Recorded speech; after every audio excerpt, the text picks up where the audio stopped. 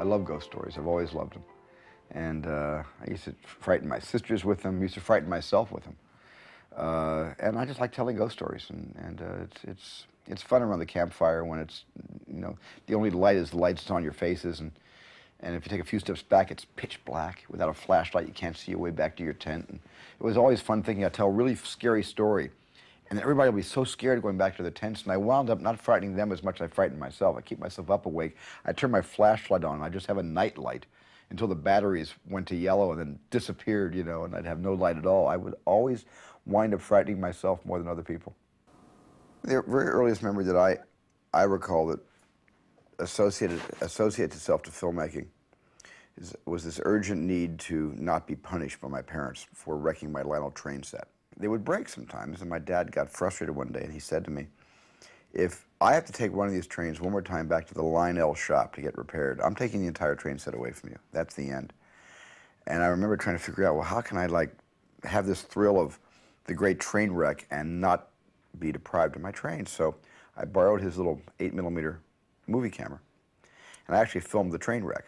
And all the cuts, which I didn't really understand what I was doing, but it was sort of intuitively, I knew that if one train went left to right, and the second train and another cut went right to left, and they both met in the middle with the third cut, it's pretty much what I used to do when I used to stick my eye down within an inch above the tracks to get the perspective of the trains going by when I was playing with my train set. And I did that on film. It didn't wreck the trains too bad, but I was able to run the film over and over again, and I really believe that was the first time I realized the power of film. You know, to be able to get away with something and not get punished for it. I was meeting on the cut of Sugarland with Dick Zanuck and David Brown, and I noticed this pile of papers in their secretary's office, and it said Jaws on the cover. It turned out to be galleys from the as yet unpublished novel by Peter Benchley. And I remember asking if I could read it, and Dick and David said, well, you can read it, but there's another director on it already. I said, that's okay, this looks interesting, you know. Jaws, I thought it was a story about dental work. I didn't know. You know, it was about the ocean and the shark. So I took it to my house and I read it over the weekend, and I flipped out for it. I just went nuts, especially the last 150 pages, which was the hunt, the sea hunt for this great white leviathan, you know. And it reminded me of Duel, because Duel is about this kind of unknown force chasing this innocent bystander. So I really was relating to that material, and it was a part of my life, and that story was still fresh in my mind. And I said to Dick and David, if anything ever falls out with this director that you've hired, I'll do the picture. And one day they called me and they said, the director fell out, it's yours. There were many days, you know, where I just spent many days sitting on the shark barge waiting for the effects to be ready for me to go to work and direct the picture. And, you know, wondering, was this film going to end my career? Was I going to have to end my career on the water, which I didn't like anyway? And, you know, would I ever work again? I mean, those thoughts came to mind all the time. We were just at the mercy of the forces of nature and the forces of technology, which is what that shark was. He was a technological marvel, but it also didn't work that well. I mean, there were a lot of compromising positions, but they were all good compromises because the film was actually scarier, I've often said, because the shark didn't work that well. And with the absence of the shark, I had just the ocean and the kind of power of suggestion to allow the audience to imagine where you weren't actually seeing the shark. And I think that really amped up the suspense of that picture tenfold. Michael Crichton and I were in my office one day, and I was going to direct a script of his, somewhat about his own life, called ER. And we were developing ER as a movie, and I was working on that, and we were taking a break, and I said, so Michael, what else are you doing?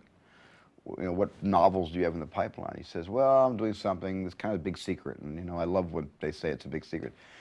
I spent the next hour trying to get Michael to tell me the secret, and he finally said, well, if you don't tell anybody, which I never did, he said, I'm writing a novel about dinosaurs and DNA. That's all he gave me. And I got it. I just sort of got it. And I said, you mean they're coming back? He said, yeah, they're coming back. And I said, please, let me be the first person to read the novel. And he did. He let me read the novel because he wouldn't sell it to me as a producer. He said, if you direct it, it's yours. If you guarantee you'll direct it, he gave it to me as a director. Universal bought the rights. And then the screenplay ER was pushed off into the wait and see box, and I made Jurassic Park. And the weird thing is, about a year later or so, we dusted ER off and sold it to NBC, and it became a television series. Well, the biggest obstacle was how to do the dinosaurs. At first, I was going to do the dinosaurs the old Ray Harryhausen way, which is, stop motion, armature claymation figures, one frame at a time, the way King Kong and, the Sinbad movies were made.